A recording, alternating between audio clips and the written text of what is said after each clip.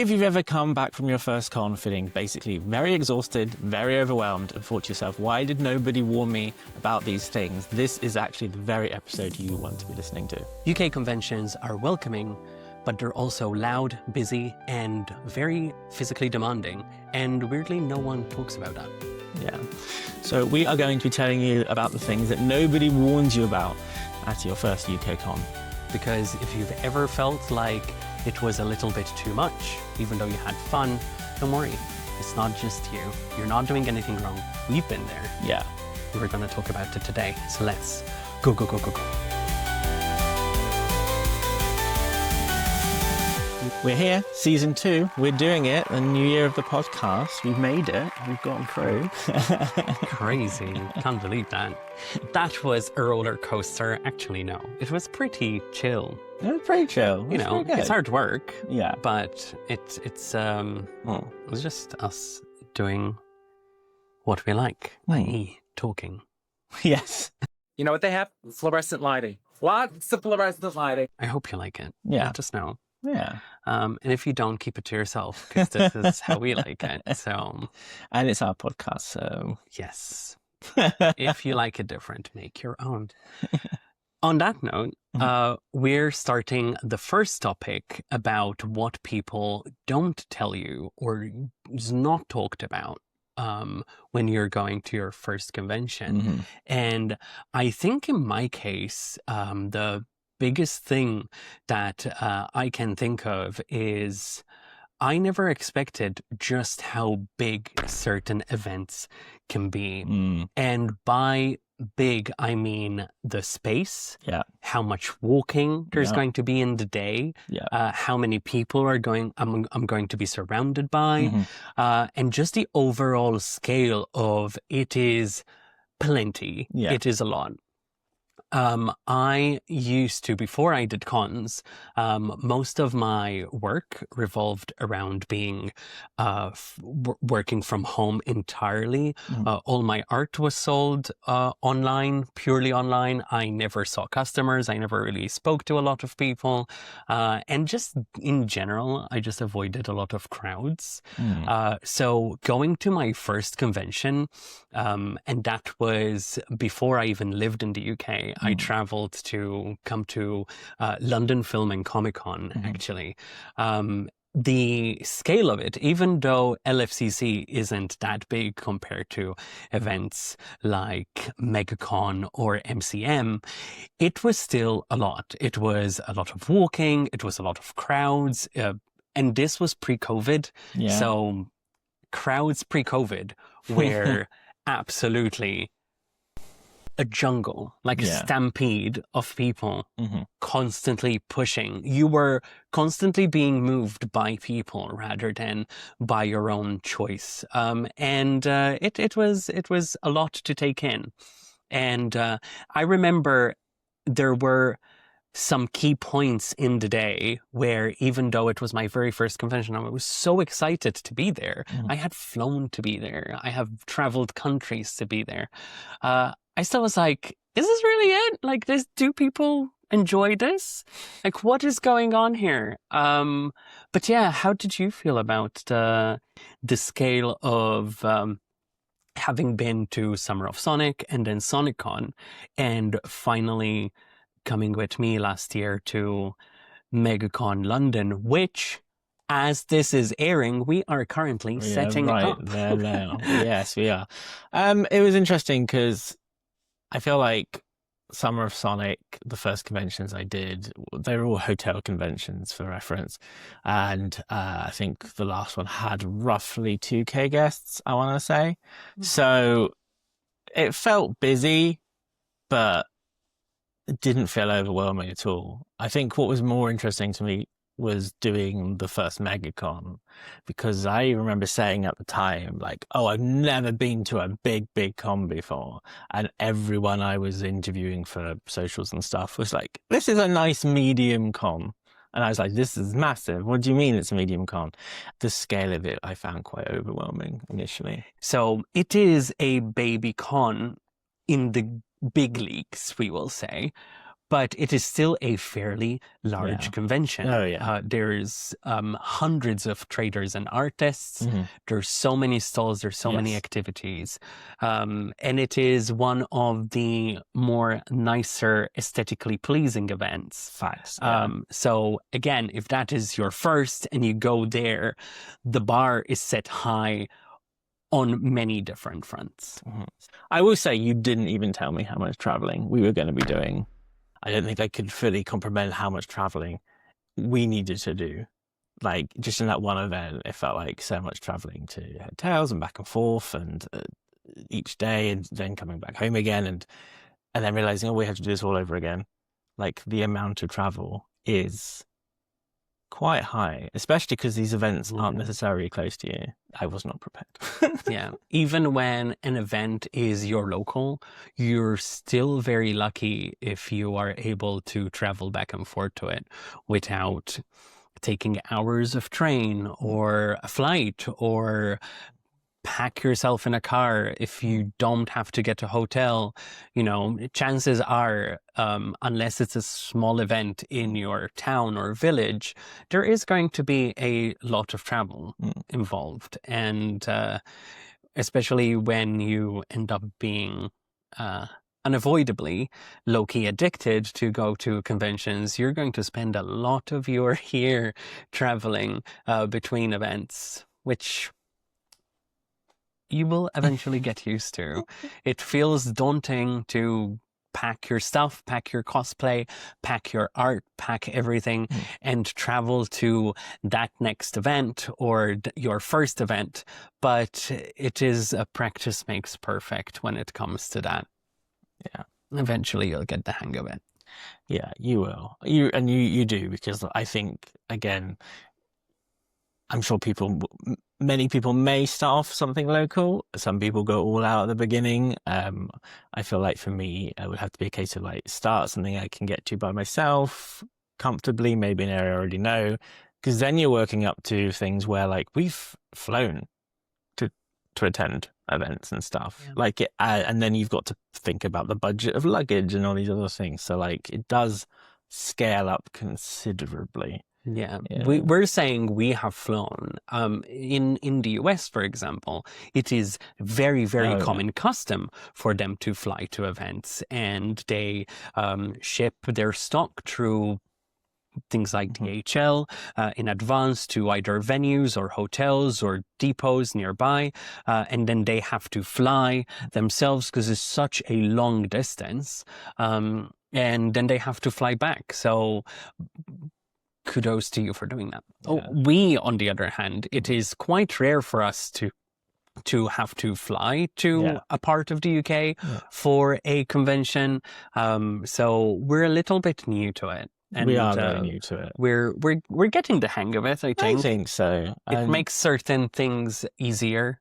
Yeah. It's definitely faster. I think, yes, certainly faster. In the UK, majority will be either driving or train.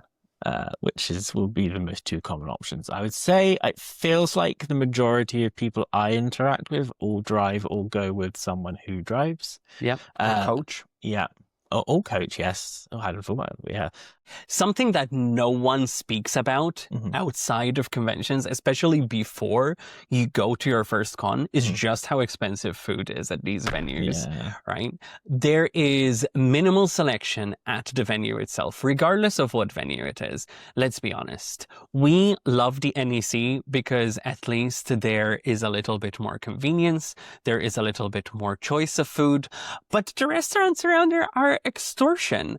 Everything is so expensive. As in con food is legitimately crazy, especially when you're at a cultural event, we will say, not to mention any conventions, and there's like a 2-hour line to get food that then costs an arm and a leg for 3 bites. Yeah. No. You have to prepare and bring yourself a packed lunch, bring yourself that cherished meal deal that all artists have decided that is the way to survive. If you're lucky and you live nearby, it is genuinely easier to pack yourself a lunch and bring something with you than paying, honestly, extortionate amount of money for basic food. You know what I mean? Yeah. It's not even... sometimes you're lucky if there's a water fountain. Yeah. It's true. There are some venues where there isn't. There is. In post-COVID, in 2022, there was a trend where emails would go out to let you know to bring your own water because there is not going to be any around the venue. And I mean, some people kicked off about it. And it's just unacceptable. Like, you need to have some basic form to keep the people who work there alive. Yeah. You know? So, yeah, I feel like there is not enough conversation about these food options. Don't get me wrong, there is some delicious convention food. And there is some very filling convention food. I've had plenty of Subway. Yes, but to have like one plate of chips and it costs, what, £15 for a small plate of chips? Yeah, but they sprinkled crispy onions on it, so it's loaded chips. Ooh, that's happened. That's crazy. It is the saddest excuse to try and get money out of things. I remember getting this absolutely delicious Greek salad with feta cheese and all the things that go into Greek salad that right now have left my brain. All the Greek and stuff. I'm pretty sure they were like £24 gross. So gross. It's like, that's not steak. It's not steak. It's salad. It's grass. Some expensive lettuce. It is very expensive. It is very expensive. It's crazy. And if you go to a convention for the first time and you're not ready and you're like, oh, I'll just buy food when I'm there.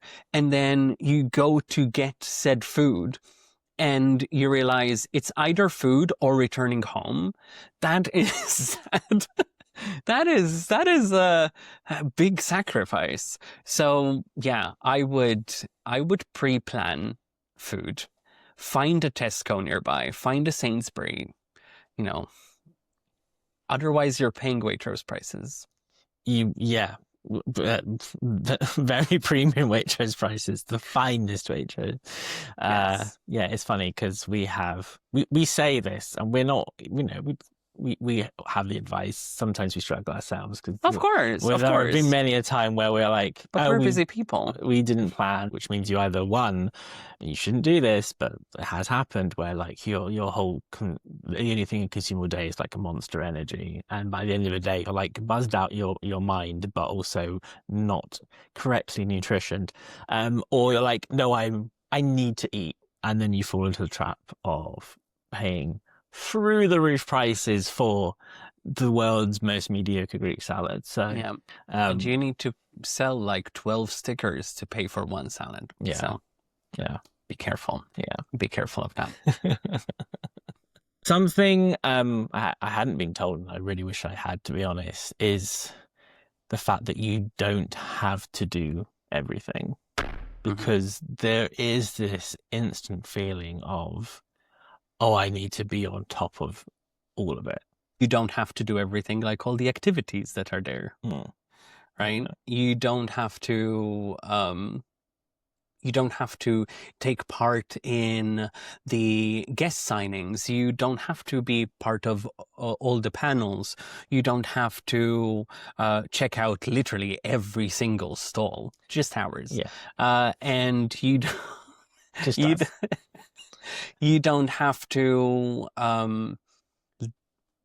have a checklist of everything happening at a specific event and do all of it.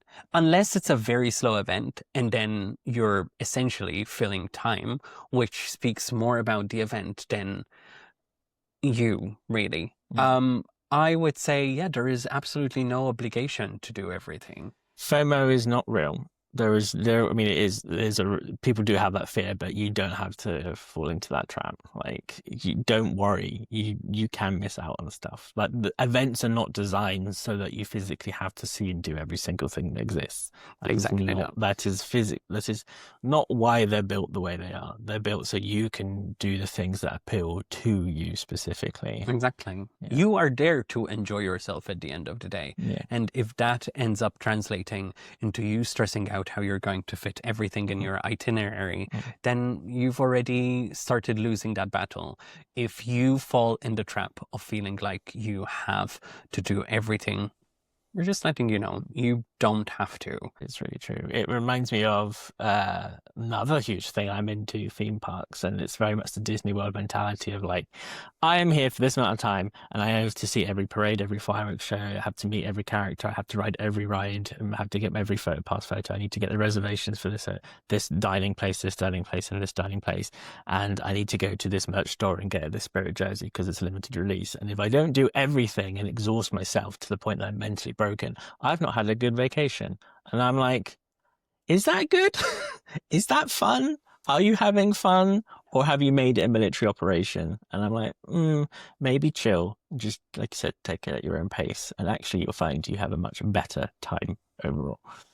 I really don't do theme parks. If convention creatives ever goes to a theme park, we won't do it military style. It would be Jamie and a friend. It would be Jay and a friend. Jay because friends, yeah. I don't like crowds and being surrounded by people. And theme parks, guess what? Have a lot of people. They have a lot of crowds. So, unless I'm selling at one, unlikely. Something that probably should be talked about, but no one's really telling you, is that you probably, as a fellow neurodivergent person within fandoms, feel that you're very anxious and you're probably just going to be swimming in a pool of anxiety while you're surrounded by people at conventions. The reality is that 99% of the people there are anxious for their own reasons. There are people who are anxious because of how their cosplay is going to look. There's people who are anxious because they're going to meet their favorite guest. There's people like myself who are anxious because they have bills to pay and they're there to sell their hard work. There are people who are anxious because they don't like talking to other people and they're putting themselves into a social situation on like 10 times speed. But the reality is that you can take solace in knowing that you're not the only one that is feeling anxious in that moment, because you're surrounded by a bunch of anxious beings like us. I would recommend, and this is what works for me, is to take things at convention with you. And this probably works better for a trader because you are kind of like nestled in your own space once you have your artist alley table or your trader booth like myself. Surround yourself with small things that make you feel comfortable, that make you feel like less anxious. For example, as of 2025, my anti-anxiety thing that I took with me to every convention was Jay. And now I'm replacing Jay with this shadow plush because he's kind of squishier. You know what I mean? So just take the thing with you at con that helps you feel a little bit more in your element. But again, I would take solace in the fact that literally everyone there is feeling anxious to some degree, some more than others. Yeah, it's very true. I think another good thing is if you do feel like you can be overwhelmed, maybe you feel like you get overwhelmed more easily than others, which is a very valid thing. A lot of these events do have dedicated things to support you as well, which is something, again, no one told me that that's the thing. Now I know it's a thing because we had friends who were dealing with anxiety issues, and then we looked into it, and I was like, oh my gosh, this is the first time I'm hearing about it.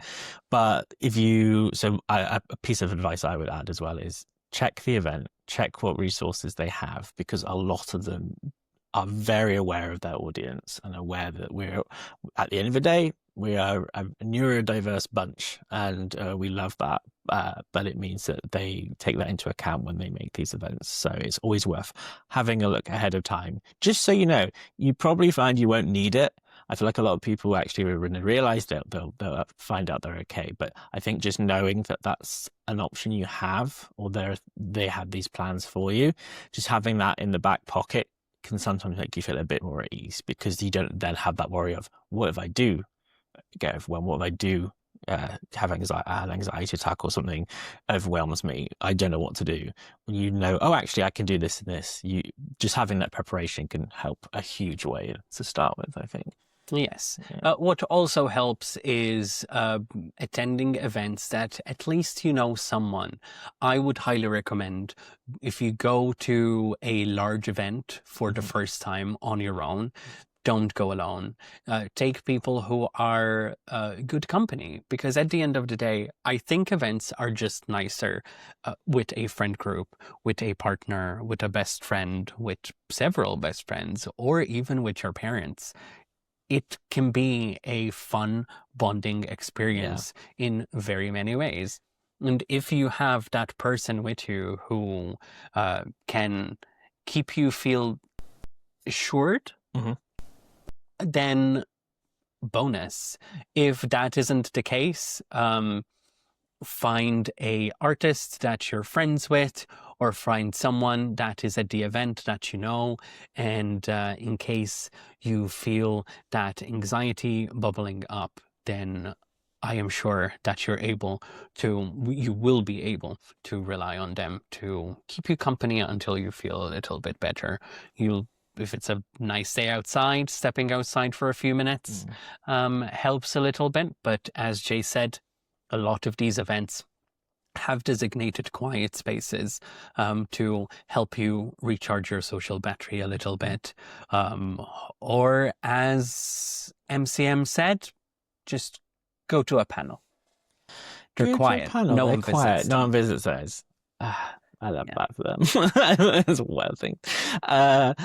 Another thing I would suggest as well, and again, I'm speaking from my own experience as being a big Sonic person, but I'm sure this applies to other communities as well. He likes Sonic, don't you? Can you believe it? You'd never tell. But as a good example of one of the many fandom communities that go to these sort of events, if you do have a special interest and find out that there are meetups, often cosplay meetups, but there are other kinds as well. Sometimes I think if I was going alone, I would go to the Sonic cosplay meetup just to know I have like-minded people, because I find that very reassuring, because I know I instantly know we have a huge mutual interest that I can talk about, and that makes me personally feel a lot more at ease. So that's the sort of thing I do as well. And I would go to those even though I don't do cosplay.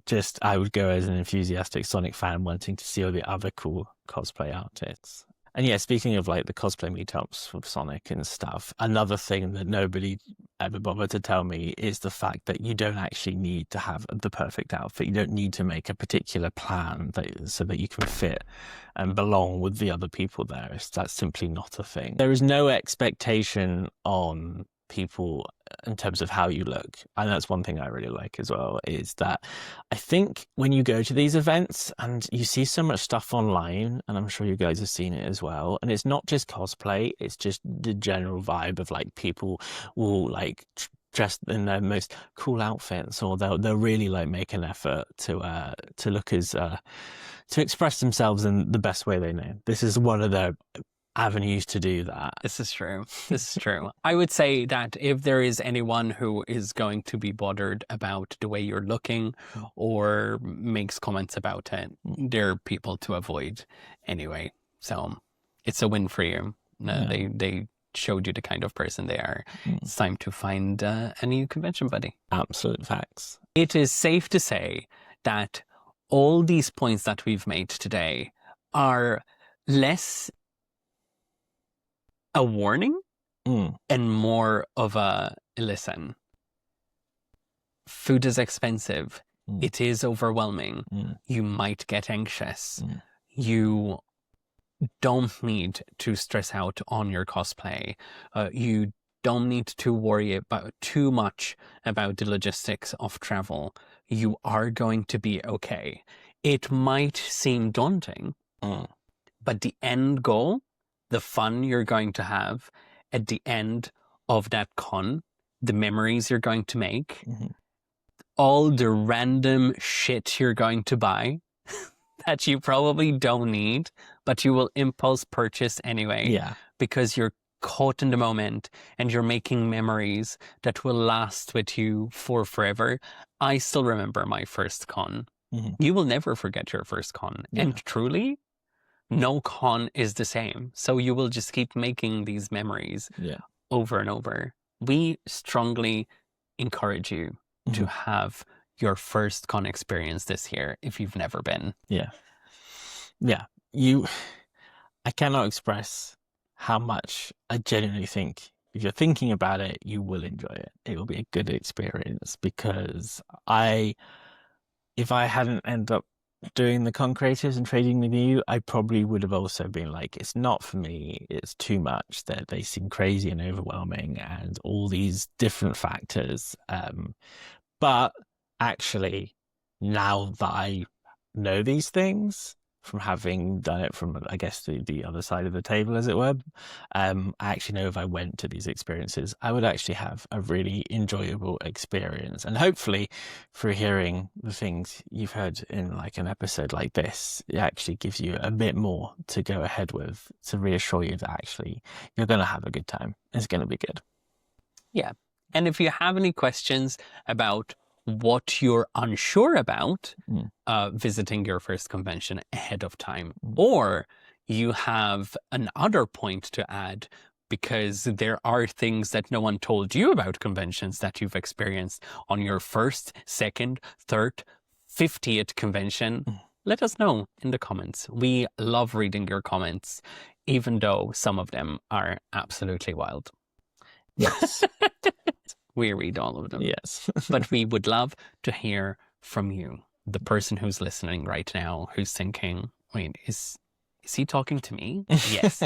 Literally you. Literally you. Whatever you're doing. Yeah. Stop. Leave a comment. Say, I heard you, PB. I'm here. I'm a part of the conventioneers. And this is what people didn't tell me the first time I went to a convention. Yeah.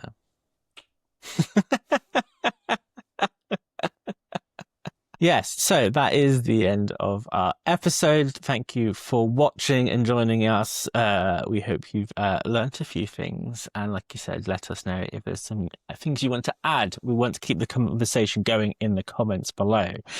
But if you want to find out when the next episode's out, what we're up to, what's going on, and want to find out what's happening in the world of the convention creatives, you need to head to our socials and also maybe join our family on Patreon.